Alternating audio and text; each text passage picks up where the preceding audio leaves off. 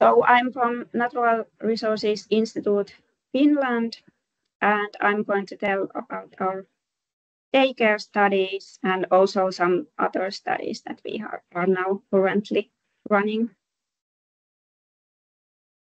So here you can see pictures from daycare before the Second World War, and this daycare is located in Helsinki, Centrum in Finland.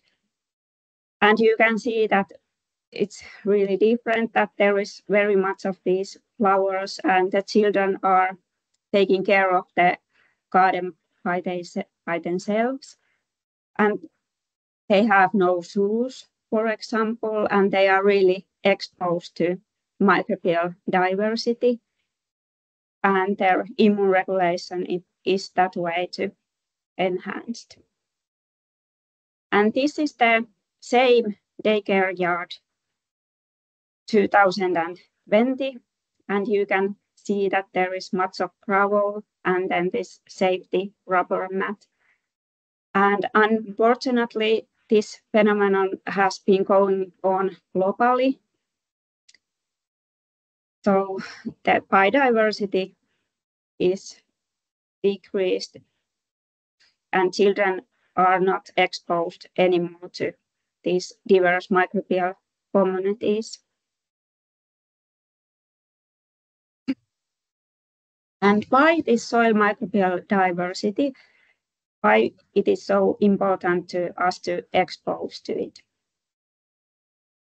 During the evolution history of primates, we have exposed to very diverse microbiota that affect to our human gut microbiome and also immunological resilience. And we humans, we are like more than humans. We are holobionts. That means that we consist of human host and billions of microbes living inside and on us. And they regulate all of the essential functions in our body. They take care of our metabolism. They regulate our immune system and endocrine signaling. And via this gut-brain axis, they can affect our well-being and stress hormone levels. So we really live in minority in our own bodies. And according to this biodiversity hypothesis, these changes in land use and biodiversity loss, they are associated with altered environmental microbiome that can lead to imbalance also in this human microbiome. And that is not a good thing because there might lead to immune dysfunction and eventually these clinical symptoms and immune-mediated diseases.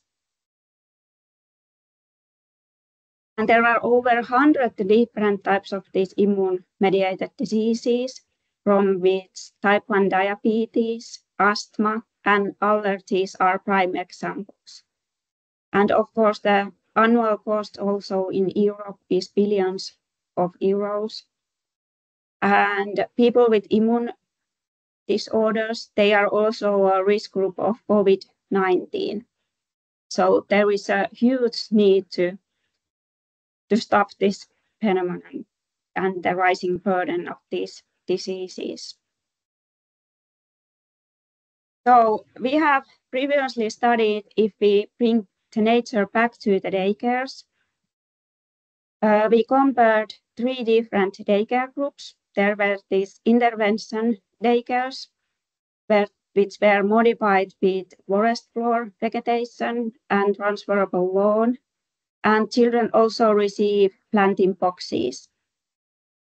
And positive control was this nature daycare centers where the children visits in forest as daily basis. And the negative control group is this like very standard daycares where the yard is consisted mostly of asphalt and gravel. And we studied like how the environmental microbial communities change and the children's commensal microbial communities on the skin and saliva and in the gut. And then changes in immune regulation in this 28-day resource period. And the longer term changes, we also studied the microbial communities 2 years. And we observed that this skin gamma proteobacterial diversity, it was very important factor in our studies because it increased on the children's skin and it was associated with higher levels of these T regulatory cells.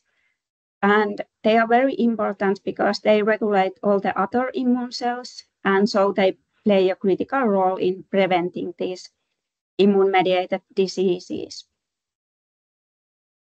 And there was also a decrease in this kind of pro-inflammatory cytokine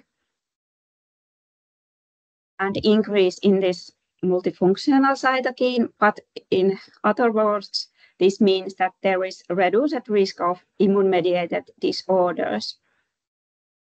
So that like the harmful inflammation is reduced in the children's bodies. And these forest microbial communities, they remained at the daycare yards for 2 years that we studied the changes, even if the children, they had trampled the forest floor vegetation, so there wasn't any more blueberries or anything because it was all gone. But the microbial communities still were there, and there was less potential and opportunistic pathogens, also in the soils and also on the children's skin and in saliva. But these pathogens, they are this kind of potential pathogens that are normally in our bodies, but only when they are like dominating, then there might be problems. For example, at the atopic skin, there might be dominating this Staphylococcus aureus. And this gamma proteobacterial diversity, it was also very high still, and it's also previously associated with reduced risk of atopy and allergies. And we also studied well-being effect of the children and also the personnel of the daycare. And there was better motivation among children and also among the adults, and increased activity and play, and the air quality, it was better because there was not anymore so much this dust going around at the springtime. And nature also, of course, it provides this kind of environmental awareness and more diverse education situations. So there is that one problem that playgrounds also need sustainable and durable materials. And there is also this kind of EU regulation that you have to have like safety gravel or something under the jungle gym or under the swings and so on. So we have designed new kind of materials that can be used in urban greening and playgrounds. And also we have designed this kind of zonal design model for the daycares or other playgrounds, where you can see that this traditional playground is next to the main building. And of course, there have to be this kind of roads that there might be, like if ambulance or something is coming, there have to be this kind of safety roads. But the second layer can be made of this more durable litter, where is also with these forest microbes. I tell you later what I mean. And the third layer can be like real nature, like forest or other kind of natural elements. So this is one example that you can add like the microbial biodiversity to the, also, for example, to the sandbox sand. In this study, the half of the children received sandbox sand that included high microbial diversity, or they received visually similar material, but we used peat because peat contains very low microbial content. And the children, all the daycare personnel or our study assistant, they didn't know what kind of sandbox sand which daycare received. And the study assistant, she played with the children like 20 minutes in the morning time and 20 minutes in the afternoon during 2 weeks study period. And we observed similar kind of changes as in that previous daycare study, that there were changes in skin gamma proteobacteria, and these changes were associated with enhanced immune regulation. But after the study assistant didn't play with the kids anymore, so these changes, they disappeared. Even if these sandbox, they were still at the yards, but maybe these are quite small sandboxes, and there was also this bigger and fancier sandboxes at the playground, so maybe children which played in those ones and not in these smaller ones. So the biodiversity should be like anywhere, like everywhere at the playgrounds, or then we adults, we should like guide children to be exposed to this biodiversity and microbial diversity. And here is one example that urban indoor gardening, it can also enhance immune regulation and diversify skin microbial communities if you use like high microbial diversity gardening soil and not peat-based one. And this study is made with had like adult participants. And this skin exposure to soil microbial communities, it is also associated with vaccine responses in our studies. In this study, our participants, they rubbed their hands to gardening soil with high microbial diversity, like 3 times per day, before breakfast, before lunch, and before dinner. And they didn't wash their hands with soap, but only with water. And again, we see the similar effect, that the skin microbial diversity is increasing and that is linked to enhanced immune regulation. And we also observed changes in the cell-mediated immunity to pneumococcal vaccine. So nature exposure can maybe affect how our immune system responds to vaccination. And this could be also be like true in influenza and COVID-19, but this needs more research. And now we have ongoing these biodiversity interventions for well-being project, where we are rewilding private yards, public spaces, and housing units where we have people with autism spectrum disorder and elderly people, because this kind of sensitive people groups, they cannot walk long distances to reach the diverse nature.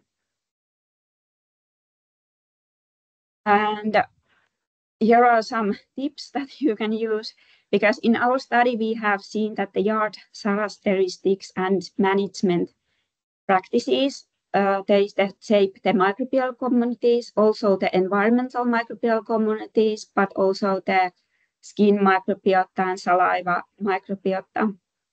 And this kind of very manicured yard area, it is not good. It should be more like this unkempt and little bit wild, like wild nature. And this raking, it can reduce the microbial diversity, even same way as like sealed urban surfaces. So you don't have to take care so much of the green urban spaces.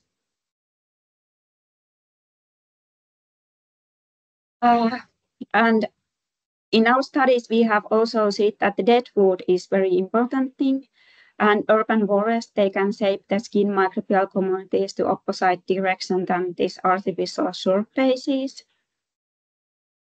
And also this decaying dead wood in your living environment, it is also associated with higher richness of the skin gamma proteobacteria. That was a very important factor to immunoregulation in our studies. And home yard biodiversity, we have also seen that it can shape the gut microbial communities. So here are my conclusions. So raking of these decaying autumn leaves is not good because you are taking all the because the composting of those leaves, it's only increasing the microbial diversity. And it's also good for the environment because there is this nutrient cycle and so on. And in planetary health concept, it is so that this environmental health and human health, they go with hand in hand. And wild nature is better than very manicured urban green spaces and playgrounds. And more land is more, but less management is also more. And dead wood, decaying dead wood should be used in urban areas. We can do like artistic things, and children can use them like at the playgrounds, like balancing. And please do not seal the natural soils with asphalt and do not use this kind of safety requirements. Ja, tack så mycket och du hittar oss online.